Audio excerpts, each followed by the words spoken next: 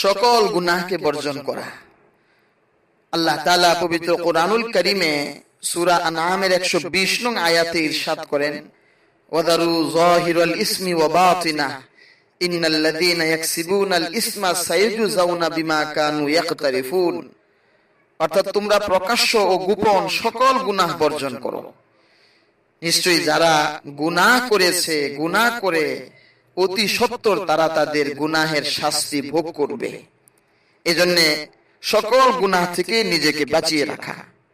যদি কখনো শয়তানের ধোঁকায় পড়ে কিংবা মনের কুপ্রবৃত্তির প্রভাবে গুনাহ হয়েই যায়, সঙ্গে সঙ্গে তওবা করা, ইস্তিগফার পড়া, আল্লাহ তাআলার কাছে ক্ষমা চাওয়া।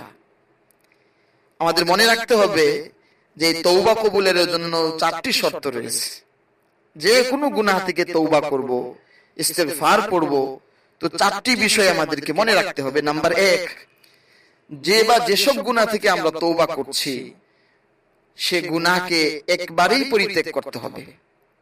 নাম্বার 2, যে গুনাহের জন্য তওবা করতেছি একনিষ্ঠভাবে গুনাহের জন্য খুবই লজ্জিত হওয়া, আফসোস করা, অনুশোচনায় ভোগা।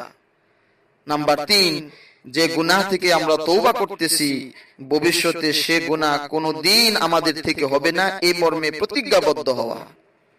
নাম্বার 4, যদি সে গুনাহ মানুষের হকের সাথে সম্পৃক্ত হয়, যেমন অন্যায়ভাবে কাউকে কষ্ট দেয়া কিংবা কটু কথা বলা, এমত অবস্থায় ওই ব্যক্তির কাছ থেকে প্রথমে ক্ষমা চেয়ে নেয়া, যদি সে জীবিত থাকে।